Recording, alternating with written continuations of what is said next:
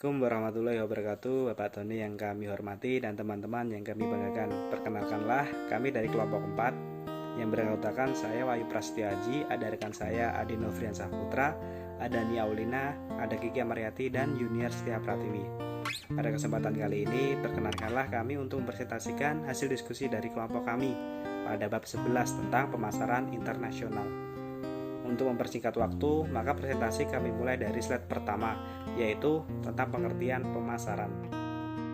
Pemasaran adalah proses perencanaan dan mengeksekusi konsepsi, harga, promosi, dan distribusi ide, barang, dan layanan untuk membuat pertukaran yang memenuhi tujuan individu dan organisasi.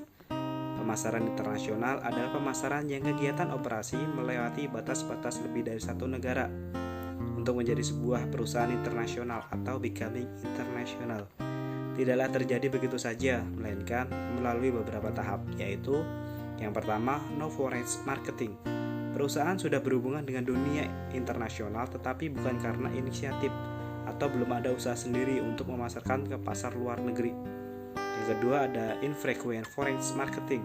Perusahaan mulai memasarkan sendiri ke pasar luar negeri tetapi hanya kalau mempunyai surplus produksi.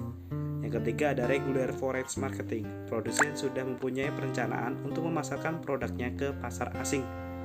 Yang keempat ada global marketing operation. Pada fase ini produsen benar-benar telah terlibat dengan dunia internasional secara global.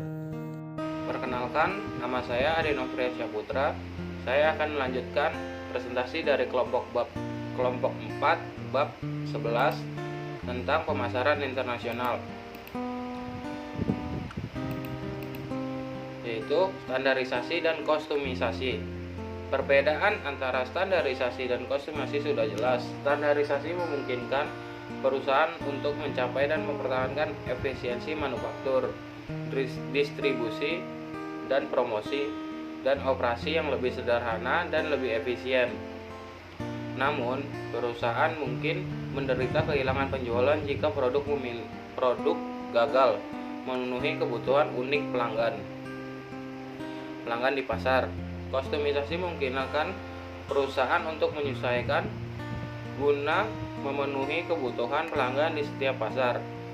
Walaupun perusahaan dapat mengorbankan efisiensi biaya dengan melakukannya, pada dasarnya standarisasi berfokus pada sisi biaya dari persamaan keuntungan dengan mengandalkan biaya. Keuntungan perusahaan ditingkatkan. Kostumisasi berfokus pada sisi pendapatan dan persamaan keuntungan. Dengan menghadirkan kebutuhan pelanggan yang unik dalam setiap pasar, perusahaan ini mampu mengisi harga tinggi dan menjual barang-barang yang lebih di setiap pasar. Dalam prakteknya, kebanyakan perusahaan menghindari ekstrim kedua pendekatan. Banyak perusahaan sukses setelah mengadopsi strategi berpikir secara global, bertindak secara lokal, think globally, act locally, untuk mendapatkan skala ekonomi bauran pemasaran global sementara tetap mempertahankan kemampuan untuk memenuhi kebutuhan pelanggan di pasar nasional yang berbeda. Kebijakan produk dalam pemasaran internasional. Penting bagi perusahaan memiliki kemampuan bersaing secara internasional adalah keberhasilan dalam mengembangkan produk dengan fitur yang tangible maupun intangible, yang memenuhi keinginan dan kebutuhan pelanggan di pasar nasional yang beragam. Misalnya, Toyota yang sukses dalam penjualan mobil di Eropa, Asia, dan Amerika mencerminkan prestasi yang terkait produk dalam merancang dan memproduksi kendaraan mekanis handal, menawarkan kompetitif jaminan, membangun sebuah nama merek yang kokoh untuk produk-produknya, menyediakan suku cadang dan perbaikan manual, dan pembiayaan kepada dealer dan pelanggan retail. Perkenalkan, nama saya Kiki Amariati. Saya akan melanjutkan pembahasan yang telah dibacakan oleh rekan saya sebelumnya, yaitu kebijakan harga dalam pemasaran internasional. Kebijakan harga secara langsung mempengaruhi ukuran pendapatan yang diterima oleh perusahaan. Kebijakan ini juga berfungsi sebagai senjata strategis penting dengan memungkinkan perusahaan untuk membentuk lingkungan kompetitif di mana itu melakukan bisnis. Perusahaan domestik dan internasional harus berusaha untuk mengembangkan strategi harga yang akan menghasilkan keuntungan operasi. Tapi tugas yang dihadapi perusahaan internasional lebih kompleks daripada yang dihadapi perusahaan domestik. Untuk mulai biaya internasional, perusahaan melakukan bisnis bervariasi pada suatu negara. Perbedaan dalam biaya transportasi dan tarif menyebabkan harga barang bervariasi menurut negara. Perbedaan dalam praktek distribusi juga mempengaruhi harga final dibayar oleh pelanggan akhir. Fluktuasi nilai tukar juga dapat membuat masalah harga. Jika mata uang negara tuan rumah meningkat dalam nilai, eksportir harus memilih antara mempertahankan harga dalam mata uang negara tuan rumah yang membuat barang-barang yang lebih mahal dalam negara importir dan menjaga harga dalam mata uang negara asli yang memotong dengan margin keuntungan dengan menurunkan jumlah uang negara asal yang diterima untuk setiap unit yang terjual. Selanjutnya ada dua kondisi yang harus dipenuhi jika sebuah perusahaan adalah untuk berhasil praktik harga pasar, yaitu ada dua.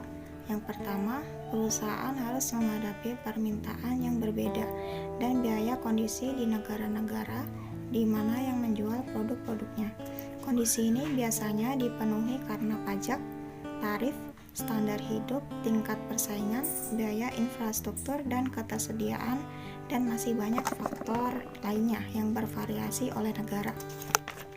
Dan yang kedua, perusahaan harus dapat mencegah arbitrase. Perusahaan menetapkan kebijakan harga pasar dan akan mengungkapkan jika pelanggan dapat membeli produk perusahaan di negara dengan harga rendah dan menjualnya secara menguntungkan di negara dengan harga tinggi. Tarif, biaya transportasi, dan biaya transaksi lainnya. Arbitrase adalah biasanya tidak masalah jika harga negara variasi kecil. Selanjutnya ada kebijakan promosi dalam pemasaran internasional. Promosi ketiga dari bauran pemasaran internasional mencakup semua upaya oleh perusahaan internasional untuk meningkatkan keinginan untuk produk-produknya antara pemberi potensial. Karena promosi bergantung pada komunikasi dengan pemirsa di negara tuan rumah, maka budaya menjadi perhatian dalam promosi. Sebagai perusahaan yang mengembangkan strategi beriklanan harus memperhatikan 3 faktor, yaitu yang pertama pesan yang ingin disampaikan, yang kedua ada media yang tersedia untuk menyampaikan pesan, dan yang ketiga ada sejauh mana perusahaan ingin mengglobalisasikan iklan. Kebijakan distribusi dalam pemasaran internasional. Distribusi adalah proses mendapatkan produk dan layanan dan perusahaan ke tangan pelanggan. Sebuah perusahaan internasional menghadapi 2 set penting masalah distribusi. Yang pertama, secara fisik mengangkut barang dan jasanya dari mana mereka diciptakan untuk berbagai pasar di mana mereka adalah untuk dijual. Yang kedua, memilih sarana yang digunakan untuk barang-barang di pasar ingin dilayani. Selanjutnya, saluran distribusi dapat terdiri dari 4 bagian. Yang pertama, produsen yang menciptakan produk atau layanan. Yang kedua, grosir yang membeli produk dan jasa dari produsen dan kemudian menjual kembali mereka untuk pengecer. Yang ketiga, pengecer yang membeli dari grosir dan kemudian menjual kepada pelanggan.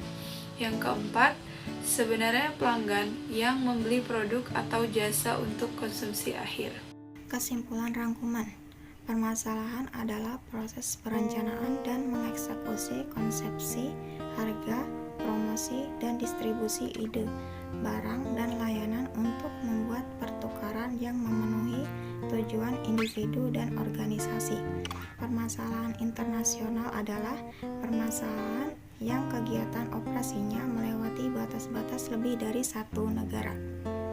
Dan tahapan menjadi perusahaan internasional yaitu no foreign marketing, infrequent foreign marketing, regular foreign marketing, dan global marketing operation.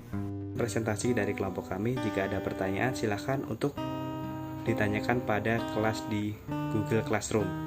Mungkin ada kurang lebihnya, mohon dimaafkan. Wassalamualaikum warahmatullahi wabarakatuh.